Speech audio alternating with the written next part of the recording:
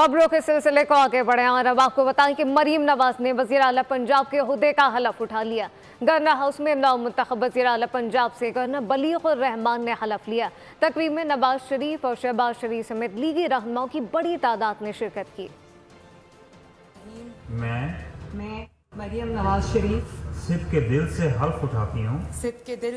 हल्फ उठाती हूँ कि मैं खलूस नीयत से पाकिस्तान की हामी व वफादार रहूँगी कि बहैसियत वज़ीर आला हुकूमत सूबा पंजाब मैं अपने फ़राइज़ और कारहाय मनसबी ईमानदारी और खुशहाली की खातिर अंजाम दूँगी। अल्लाह ताला मेरी मदद और रहनुमाई फरमाए। आमीन। बहुत मुबारक। थैंक यू जी।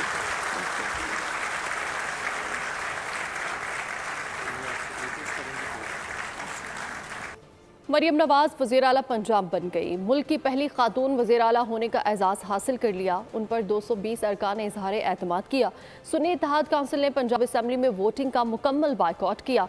मलिक आफ्ताब को कोई वोट ना पड़ सका। सूबाई असम्बली पंजाब 1997 के रूल 20 के मुताबिक मोहतरमा मरियम नवाज शरीफ साहिबा रुकने सूबाई असम्बली PP 159 को बहसीयत वज़ीर आला पंजाब मुंतखब करार दिया जाता है। मरियम नवाज वज़ीर आला पंजाब मुंतखब। मुल्क की पहली खातून वज़ीर आला होने का एहसास हासिल कर लिया। वज़ीर आला के ऐलान के बाद हॉल मरियम के नारों से गूंज उठा।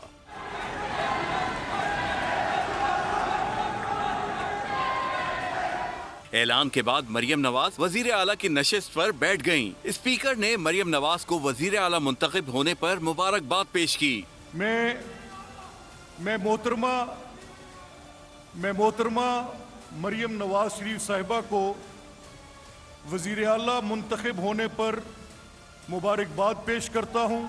रायशुमारी में मरियम नवाज शरीफ ने 220 वोट हासिल किए। सुन्नी इत्तेहाद काउंसिल ने वोटिंग के अमल का मुकम्मल बॉयकॉट किया।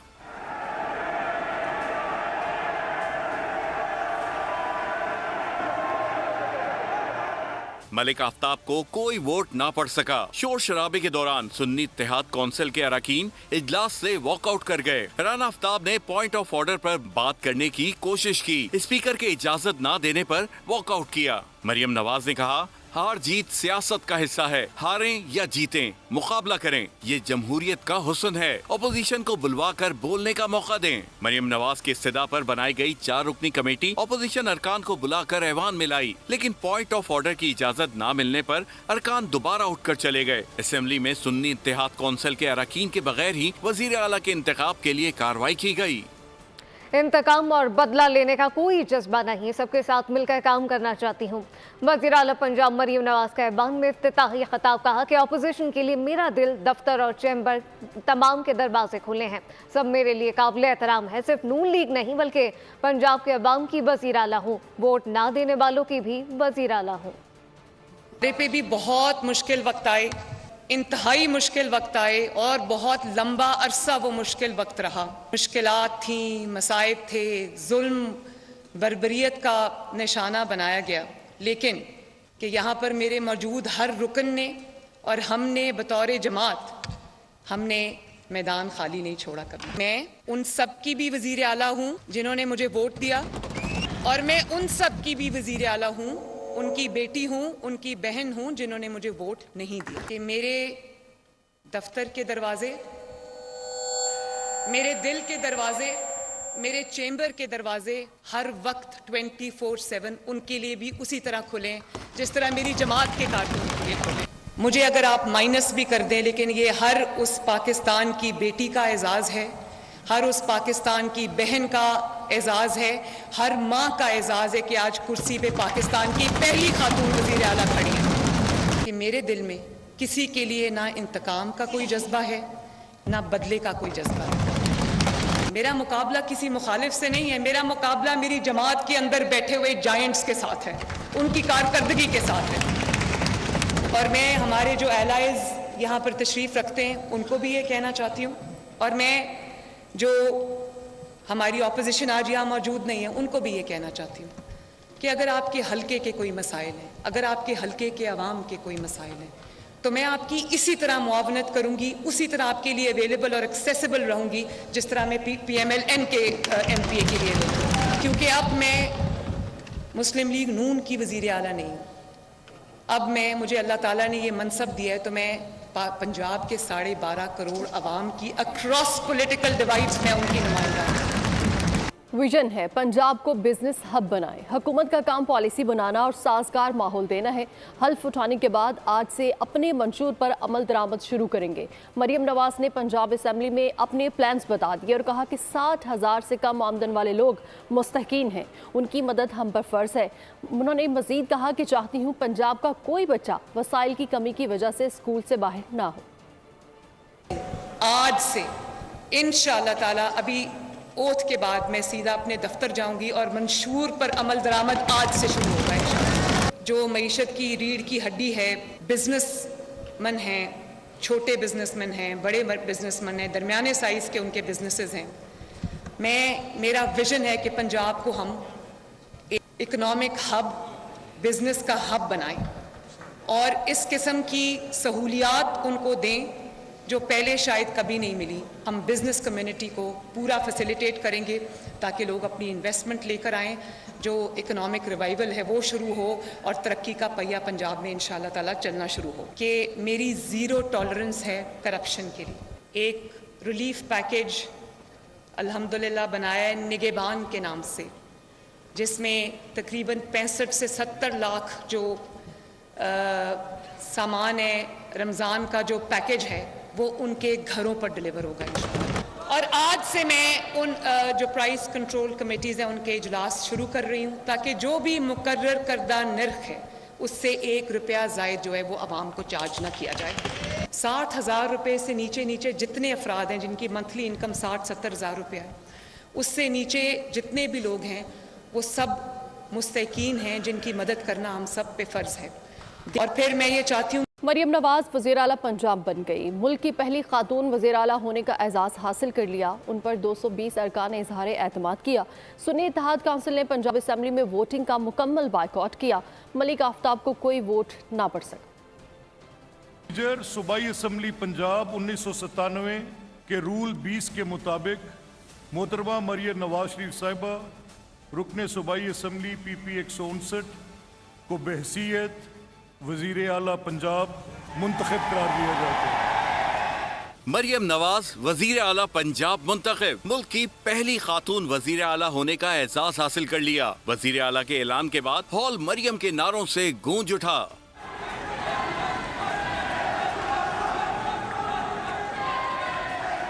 ऐलान के बाद मरियम नवाज वजीर आला की नशिस्त पर बैठ गयीं। स्पीकर ने मरियम नवाज को वजीर आला मुंतखब होने पर मुबारकबाद पेश की। मैं मोहतरमा मरियम नवाज शरीफ साहिबा को वजीर आला मुंतखब होने पर मुबारकबाद पेश करता हूँ। रायशुमारी में मरियम नवाज शरीफ ने 220 वोट हासिल किए। सुन्नी इत्तेहाद काउंसिल ने वोटिंग के अमल का मुकम्मल बॉयकॉट किया।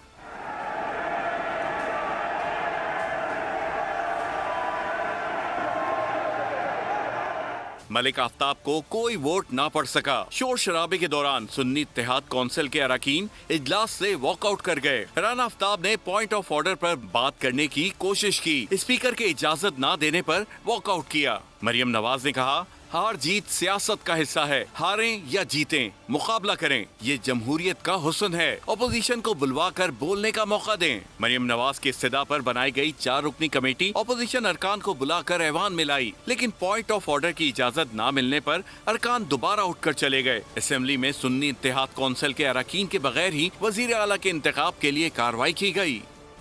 इंतकाम और बदला लेने का कोई जज्बा नहीं, सबके साथ मिलकर काम करना चाहती हूँ। वज़ीर आला पंजाब मरियम नवाज का ऐवान में इफ्तिताही खिताब कहा कि अपोजिशन के लिए मेरा दिल, दफ्तर और चैम्बर तमाम के दरवाजे खुले हैं। सब मेरे लिए काबिल एहतराम है। सिर्फ नून लीग नहीं बल्कि पंजाब के अवाम की वज़ीर आला हूँ, वोट ना देने वालों की भी वज़ीर आला हूँ। पे भी बहुत मुश्किल वक्त आए इंतहाई मुश्किल वक्त आए और बहुत लंबा अरसा वो मुश्किल वक्त रहा। मुश्किलात थी, मसाइब थे, जुल्म बर्बरियत का निशाना बनाया गया, लेकिन कि यहाँ पर मेरे मौजूद हर रुकन ने और हमने बतौर जमात हमने मैदान खाली नहीं छोड़ा कभी। मैं उन सब की भी वज़ीर आला हूँ जिन्होंने मुझे वोट दिया, और मैं उन सब की भी वज़ीर आला हूँ, उनकी बेटी हूँ, उनकी बहन हूँ जिन्होंने मुझे वोट नहीं दिया। कि मेरे दफ्तर के दरवाजे, मेरे दिल के दरवाजे, मेरे चैम्बर के दरवाजे हर वक्त 24/7 उनके लिए भी उसी तरह खुलें जिस तरह मेरी जमात के कारकुन के लिए खुलें। मुझे अगर आप माइनस भी कर दें, लेकिन ये हर उस पाकिस्तान की बेटी का एजाज़ है, हर उस पाकिस्तान की बहन का एजाज़ है, हर माँ का एजाज़ है कि आज कुर्सी पे पाकिस्तान की पहली खातून वज़ीर आला खड़ी है। कि मेरे दिल में किसी के लिए ना इंतकाम का कोई जज्बा है, ना बदले का कोई जज्बा है। मेरा मुकाबला किसी मुखालिफ से नहीं है, मेरा मुकाबला मेरी जमात के अंदर बैठे हुए जायंट्स के साथ है, उनकी कारकर्दगी के साथ है। और मैं हमारे जो एलाइज यहाँ पर तशरीफ़ रखते हैं उनको भी ये कहना चाहती हूँ, और मैं जो हमारी ऑपोजिशन आज यहाँ मौजूद नहीं है उनको भी ये कहना चाहती हूँ कि अगर आपके हलके के कोई मसाइल हैं, अगर आपके हलके के अवाम के कोई मसाइल हैं, तो मैं आपकी इसी तरह मुआवनत करूँगी, उसी तरह आपके लिए अवेलेबल और एक्सेसिबल रहूँगी जिस तरह मैं PMLN के MPA के लिए रहूँगी। क्योंकि अब मैं मुस्लिम लीग नून की वज़ीर आला नहीं हूँ। अब मुझे अल्लाह ताला ने ये मनसब दिया है, तो मैं पंजाब के 12.5 करोड़ अवाम की अक्रॉस पॉलिटिकल डिवाइड्स में उनकी नुमाइंदा हूं। विजन है पंजाब को बिजनेस हब बनाए। हुकूमत का काम पॉलिसी बनाना और साजगार माहौल देना है। हल्फ उठाने के बाद आज से अपने मंशूर पर अमल दरामद शुरू करेंगे। मरियम नवाज ने पंजाब असम्बली में अपने प्लान्स बता दिए और कहा कि 60,000 से कम आमदन वाले लोग मुस्तहकीन हैं, उनकी मदद हम पर फ़र्ज है। उन्होंने मजीद कहा कि चाहती हूँ पंजाब का कोई बच्चा वसाइल की कमी की वजह से स्कूल से बाहर ना हो। आज से इंशाअल्लाह ताला अभी ओथ के बाद मैं सीधा अपने दफ्तर जाऊंगी और मंशूर पर अमल दरामद आज से शुरू होगा इंशाअल्लाह। जो मईशत की रीढ़ की हड्डी है, बिजनेसमैन हैं, छोटे बिजनेसमैन हैं, बड़े बिजनेसमैन हैं, दरमियाने साइज़ के उनके बिजनेसेस हैं। मेरा विजन है कि पंजाब को हम इकोनॉमिक हब, बिजनेस का हब बनाएं और इस किस्म की सहूलियात उनको दें जो पहले शायद कभी नहीं मिली। हम बिजनेस कम्युनिटी को पूरा फैसिलिटेट करेंगे ताकि लोग अपनी इन्वेस्टमेंट लेकर आएँ, जो इकोनॉमिक रिवाइवल है वो शुरू हो और तरक्की का पहिया पंजाब में इंशाअल्लाह ताला चलना शुरू हो। कि मेरी ज़ीरो टॉलरेंस है करप्शन के लिए। एक रिलीफ पैकेज अल्हम्दुलिल्लाह बनाया है निगहबान के नाम से, जिसमें तकरीबन 65 से 70 लाख जो सामान है, रमज़ान का जो पैकेज है वो उनके घरों पर डिलीवर होगा इंशाअल्लाह। और आज से मैं उन जो प्राइस कंट्रोल कमेटीज़ हैं उनके इजलास शुरू कर रही हूँ ताकि जो भी मुकर्रर करदा नर्ख है उससे 1 रुपया ज़ायद जो है वो आवाम को चार्ज ना किया जाए। 60,000 रुपये से नीचे जितने अफराद हैं जिनकी मंथली इनकम 60-70 हज़ार रुपया है, उससे नीचे जितने भी लोग हैं वो सब मुस्तहकीन हैं जिनकी मदद करना हम सब पे फ़र्ज़ है। और फिर मैं ये चाहती हूँ, कोई बच्चा मेरिट पे मेरिटोरियस है, पूरा उतरता है, लेकिन उसके पास वसाइल नहीं है आला तालीम के लिए, उसके लिए हुकूमत पंजाब उसके लिए वसाइल फराहम करेगी इंशाअल्लाह। नवाज शरीफ की साहबजादी मरियम 28 अक्टूबर 1973 को लाहौर में पैदा हुई। पंजाब यूनिवर्सिटी से अंग्रेजी अदब में डिग्री हासिल की, जबकि 2012 में सियासत में कदम रख दिया। उनकी जिंदगी पर मुख्तसर नजर डालते हैं इस रिपोर्ट में। मरियम नवाज शरीफ की साहबजादी। मरियम 28 अक्टूबर 1973 को लाहौर में पैदा हुई। पंजाब यूनिवर्सिटी से अंग्रेजी अदब में डिग्री ली। मरियम नवाज ने 2012 में सियासत में कदम रखा। 2013 के इलेक्शन में नून लीग की इंतखाबी मुहिम में हिस्सा लिया। मरियम नवाज 2016 में पनामा स्कैंडल आने के बाद ज्यादा मुतहरिक हुई। तहरीक इंसाफ की हुकूमत में पाबंदी सलासल रही। 6 जुलाई 2018 को जाली दस्तावेजात पेश करने और जुर्म में मुआवनत के इल्जाम में 7 साल कैद और 2 मिलियन पाउंड जुर्माने की सजा सुनाई गई, जिसे बाद में कलअदम करार दिया गया। मरियम नवाज 2013 में वजीर आजम यूथ प्रोग्राम की चेयरपर्सन भी रहीं। रवा आम इंतखाबात में मरियम नवाज ने नवाज शरीफ और शहबाज शरीफ के हमरा भरपूर इंतखाबी मुहिम चलाई। और अब ये जानिए, सदर मुमलिकत तारिफ अलवी ने कौमी असम्बली का इजलास बुलाने की समरी वापस भेज दी है। स्पीकर राजा परवेज अशरफ ने 29 फरवरी को इजलास बुलाया था। निगरान वज़ीर आज़म की सिफारिश पर सदर मुमलिकत ने कहा कि पहले ख़वातीन और अक़लियतों की मखसूस नशिस्तों को मुकम्मल किया जाए। मज़ीद कहा कि फिर ही इजलास बुलाया जाएगा। ऐवान सदर से समरी वापस आने के बाद स्पीकर कौमी असम्बली राजा परवेज अशरफ ने आर्टिकल 91 के तहत 29 फरवरी जुमेरात को असम्बली का इजलास बुला लिया।